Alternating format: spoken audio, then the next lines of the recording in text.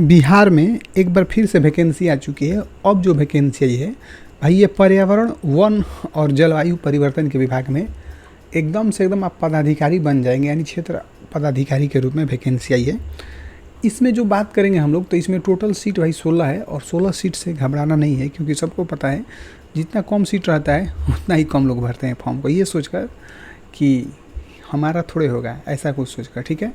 तो ये जो भाई 16 तारीख से इस फॉर्म का शुरुआत है, 16 जुलाई से, और 16 अगस्त को ही जाकर ये ख़त्म हो, यानी कुल मिलाकर देखेंगे तो आपके पास करीब करीब 1 मंथ का समय मिलता है इस फॉर्म को भरने का, ठीक है। इसमें छठा लेवल का आपका पेमेंट मिलने वाला है, जिसमें आपको 35,400 रुपये से लेकर मतलब 1,12,400 रुपये के आसपास में आपको मिल सकता है। टोटल सीट हम बता ही चुके हैं, ठीक है। सबसे खास बात यहाँ पर तब शुरू होती है कि जब दे देता है कि एक अभ्यर्थी केवल और केवल एक ही फॉर्म भर सकता है, मतलब एक ही बार आप लोग आवेदन ऑनलाइन कर सकते हैं, ठीक है। इसके अलावा यदि आप देखेंगे तो इस फॉर्म को भरने के लिए आपको इंडियन होना ज़रूरी है। यदि आप इंडियन नहीं हैं तो फॉर्म को नहीं भरेंगे, ठीक है। पुरुष, महिला, थर्ड जेंडर तीनों लोग भर सकते हैं।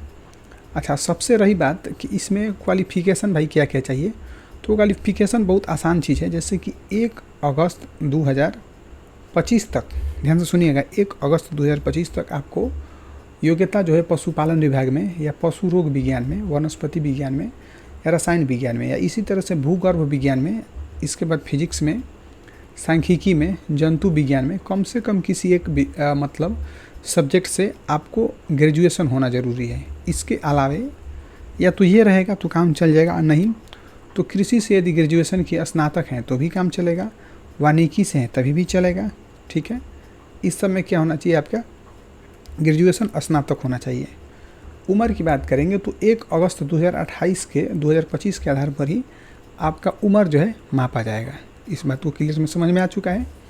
एक चीज़ और समझेंगे यहाँ पर कि जो पुरुषों मतलब एज की यदि हम लोग बात करेंगे तो सामान्य कैटेगरी के जो लोग पुरुष हैं उनके लिए उम्र 21 वर्ष होना चाहिए, और मैक्सिमम कितना होना चाहिए, 37 वर्ष। यदि आप इससे छोटे हैं या बड़े हैं तो इस फॉर्म को नहीं भर सकते हैं, ठीक है। महिलाओं की बात करेंगे तो 21 वर्ष से लेकर 40 वर्ष तक होना चाहिए, ये जनरल के लिए बात हो गई, ठीक है। इसी तरह से सभी कैटेगरी के अलग अलग रहता है और इसमें भी दिया हुआ है, ठीक है। अब पिछड़ा वर्ग, अत्यंत पिछड़ा वर्ग और पुरुषों और महिलाओं के लिए न्यूनतम कितना है भाई, 21 वर्ष और मैक्सिमम 40 वर्ष। इस तरह से अनुसूचित जाति और जनजाति के लिए 21 वर्ष और मैक्सिमम 42 वर्ष, ठीक है। ये सारा चीज़ आपको जानना बहुत ज़रूरी है, नहीं तो होता क्या है कि जल्दी जल्दी में फॉर्म भर देते हैं और फॉर्म भरने के बाद पता चलता है हम तो इसके योग्य ही नहीं थे, ठीक है। अब यहाँ पर देखिए कि जो लोग पहले से सैनिक हैं, यानी कहीं ना कहीं पर वो लोग सरकारी जॉब में हैं, तो उनको 3 साल का यहाँ पर छूट मिलता है। रही बात यहाँ पर, तो उनका उम्र जो है 57 से ज़्यादा नहीं होना चाहिए, तब जाकर उनको मतलब 3 साल का छूट मिल सकता है। ये बात क्लियर हो गई। अब यहाँ पर एक चीज़ समझने वाली बात ये है कि यहाँ पर शारीरिक दक्षता भी होगा, जिसमें आपका ऊंचाई मापा जाएगा और चेस्ट भी मापा जाएगा, लेकिन इसमें कोई भी अंक आपको नहीं मिलेगा।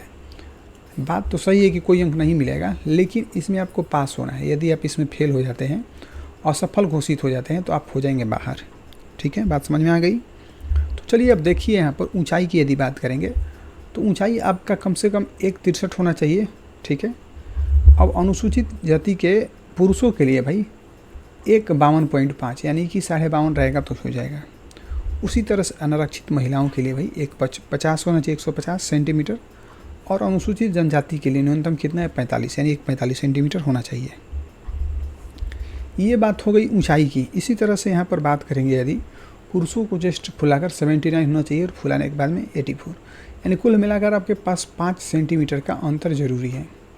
महिलाओं के लिए कोई भी चेस्ट की माप यहाँ पर नहीं दी गई है, इस चीज़ को भी ध्यान में रखेंगे।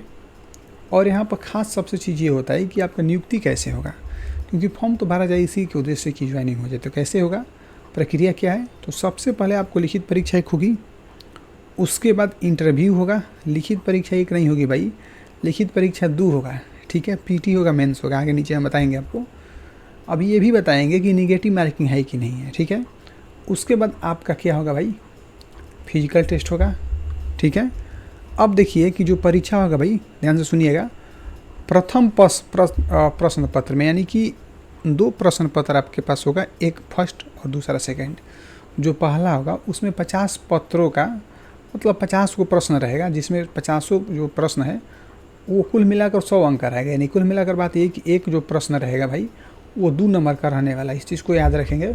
और कम से कम आपको 30 अंक प्राप्त करना जरूरी है। यानी कुल मिलाकर ये देखेंगे कि आपको 15 को सही होना जरूरी है। यदि आप इसे कम सही करते हैं तो आप बाहर हो जाएंगे। अच्छा, ये भी बात है कि यदि आप एक सही करते हैं तो 2 नंबर तो मिलेगा, लेकिन यदि आप गलत उत्तर कर देते हैं, ठीक है, तो इसमें 0.2 अंक कटा जाएगा। यानी कुल मिलाकर बात ये करेंगे कि इसमें निगेटिव मार्किंग है, ठीक है। अब एक चीज़ और यहाँ पर दिया है कि जो लोग हिंदी में आप लोग पास करेंगे, 1 घंटे का समय होगा, ठीक है, लेकिन हिंदी को आपको पास करना है, लेकिन इसका जो है हिंदी प्रश्न पत्र को मतलब जो फाइनल मेरिट लिस्ट बनता है उसमें नहीं जोड़ा जाएगा। यानी कि बस आपको पास होना है। यानी हिंदी में आप 15 नंबर भी ला देंगे तो काम आपका बन जाएगा। इस चीज़ को ध्यान में रखेंगे, ठीक है। यानी कि आप देख सकते हैं कि 8 क्वेश्चन सही रहेगा तो आपका काम हो जाएगा 50 में से। अब यहाँ पे ये देखेंगे कि जो सेकेंड पेपर होगा भाई यही खास है। इसमें सामान्य ज्ञान का पेपर होगा, मतलब सामान्य ज्ञान के प्रश्न रहेंगे, और उसके बाद समस्थानिक होगा जिसको करंट अफेयर्स बोला जाता है।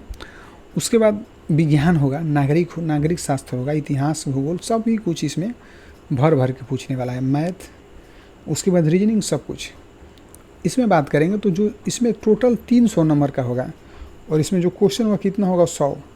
तो एक चीज़ आप लोग समझ सकते हैं कि एक जो क्वेश्चन इसमें होने वाला है 3 नंबर का होगा, ठीक है। इस चीज़ को याद रखेंगे, एक जो क्वेश्चन होगा वो कितना नंबर का होगा, 3 नंबर का।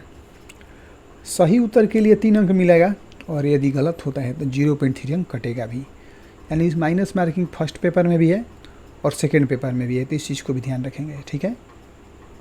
उसके बाद एक इंटरव्यू भी होगा। यानी कि इसी तरह से 16 पदों पर कम वैकेंसी नहीं है, इसमें थोड़ा सा आपको मेहनत तो करना पड़ेगा, ठीक है। तो यहाँ पर जो इंटरव्यू होगा भाई वो 50 नंबर का होगा, लेकिन यहाँ पर कह रहा है कि जो इंटरव्यू के अंक को लिखित परीक्षा के साथ जोड़ा जाएगा, तभी तो हो रहा है। यानी कि जो इंटरव्यू होगा 50 नंबर का, उसमें जितना भी आपका नंबर आ जाए 50 में से 30, 40, उसको मेरिट में आपको जोड़ा जाएगा। उसी के आधार पर आपका मेरिट लिस्ट बनेगा, मेगा सूची बनेगा। ये बात समझ में आ गई।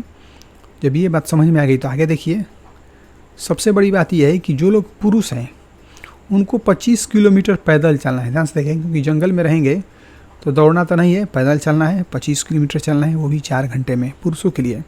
और महिलाएं जो है पैदल चलेगी 14 किलोमीटर, वो कितने घंटे में, 4 घंटे में। वो 16 पद समझिएगा, जिसमें बताया गया है कि आरक्षित के लिए 6 पद है, जिसमें कि जो महिलाएं हैं उसको 35% आरक्षण दिया जा रहा है, तो 2% 2 सीट बच रहे हैं।